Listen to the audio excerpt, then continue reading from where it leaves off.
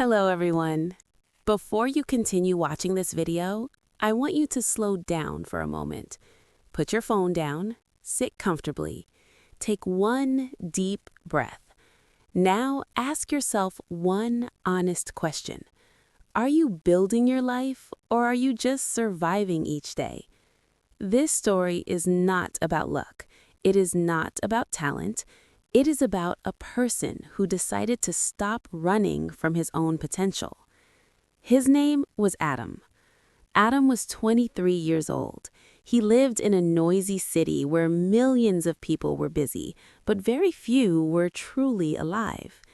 Every morning, Adam woke up at 6 a.m., not because he was motivated, but because he had no choice. He worked in a small warehouse. Long hours, low pay, no appreciation. His job was simple: carry boxes, follow orders, stay quiet. And that's exactly what Adam did. He stayed quiet. Not because he was weak, but because life had trained him to be silent. At work, no one asked for his opinion. At home, no one asked about his dreams. And slowly, Adam stopped asking himself. Every evening after work, Adam sat on his bed, staring at the ceiling. His body was tired, but his mind was louder than ever. Thoughts attacked him. You are wasting your life. You are falling behind. Others are moving forward and you are stuck. Adam wanted more. Not money first, not fame. He wanted control. Control over his time, control over his future, control over his own voice. Deep inside, he knew one thing: if nothing changed, nothing would change. One night, while scrolling on his old phone, Adam watched a video of a man speaking confidently in English. The man wasn't special, he wasn't rich, but he was free. That moment stayed in Adam's mind. English became a symbol, a door, a way out. But fear followed immediately. What if I fail? What if I sound stupid? What if I try and nothing changes? So Adam did what most people do. He waited. Days turned into weeks, weeks turned into months, and his life stayed the same. Until one morning, something small but powerful happened. Adam arrived at work and saw a new employee. The man was younger, less experienced, but he was confident. He spoke clearly. He asked questions. He wasn't afraid. At the end of the day, Adam found out the truth.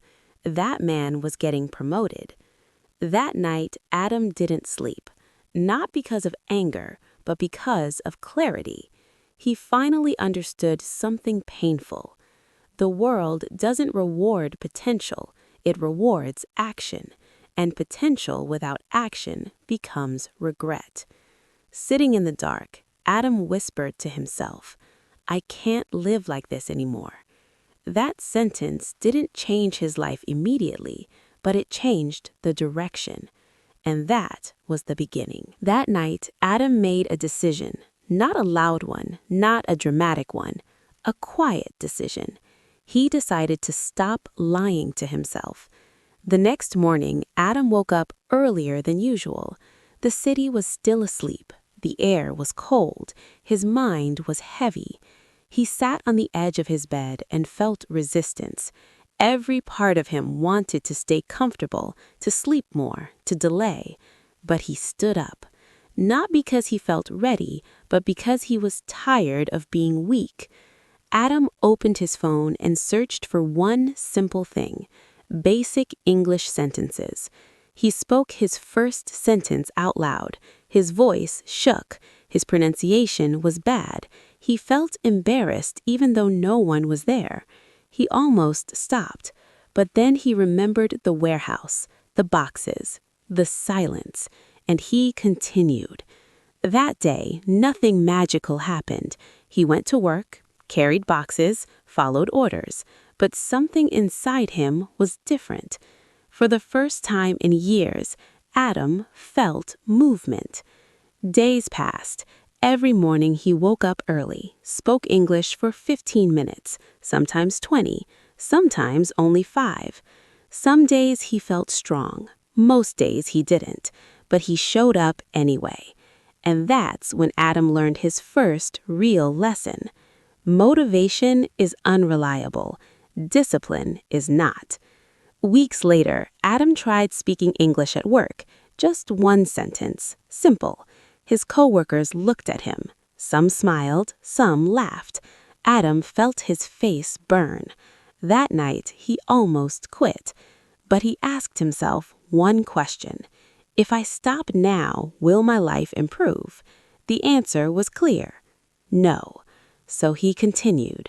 He spoke every day, made mistakes every day, embarrassed himself every day, and slowly fear began to lose its power. 3 months passed. Adam wasn't fluent, he wasn't confident, but he was no longer silent. One evening, Adam recorded his voice. Listening to it hurt, but he noticed something interesting. He was improving. Small, slow, but real. That moment changed everything. Adam realized that progress doesn't scream, it whispers, and only those who stay consistent long enough can hear it. One day, Adam applied for a better job, not because he felt ready, but because he refused to stay stuck. The interview was uncomfortable. His English wasn't perfect. His hands were shaking, but he spoke. A week later, he received an email. He didn't get the job, but he didn't break, because something more important had happened. He had tried. And once you try, you can never fully go back to the old version of yourself. Adam doubled down. He woke up earlier, studied longer, spoke louder. 6 months later, he applied again. This time, the interview felt different. Not easier, but calmer. And this time, he got the job. Better hours, better pay, but more importantly, respect. Adam didn't celebrate loudly. He didn't post about it. He just sat quietly and smiled, because he knew this wasn't the end. This was proof. Proof that a silent, disciplined life can become powerful. Adam understood something deeply. You don't change your life in one moment. You change it in thousands of small, uncomfortable decisions. And now, let me ask you, what is that one small decision you've been avoiding? Because the version of you that you want to become is waiting on the other side of action. And the longer you wait, the more expensive that waiting becomes. Your life is not broken. It is waiting for you to decide. Adam's life began to change, but life wasn't finished testing him. One evening, Adam received a call. His mother's voice was shaking. Adam's father had collapsed at work. The hospital lights were too bright. The air smelled of fear. Doctors spoke quickly. Words Adam barely understood. He needed surgery, expensive surgery. Adam sat in the waiting room staring at the floor. All the progress, all the effort, and now this. That night, Adam felt the old fear return. The voice that said, "You will never escape this life." For the first time in months, Adam didn't study, he didn't practice, he just sat there. But at 3 a.m., something happened. Adam stood up. He looked at his reflection in the hospital window, tired, scared, but still standing. He remembered the nights he forced himself to speak, the mornings he woke up early, the moments he wanted to quit but didn't, and he understood something powerful. This was not a setback. This was a test. The next morning, Adam spoke to the doctors. He asked questions in English, not perfect, but clear.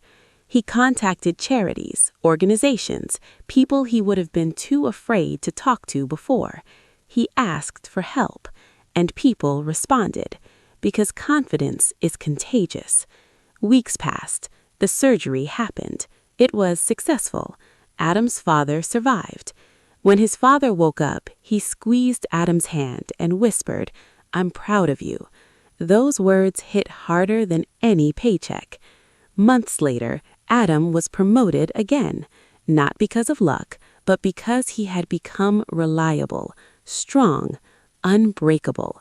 One day, Adam stood in front of a room full of people, new workers, immigrants, people who looked exactly like the old version of him. He spoke slowly, clearly.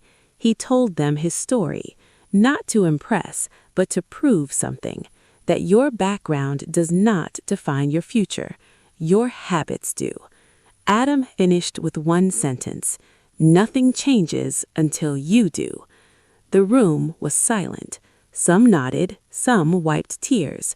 Adam smiled because he knew he didn't just learn English, he learned courage.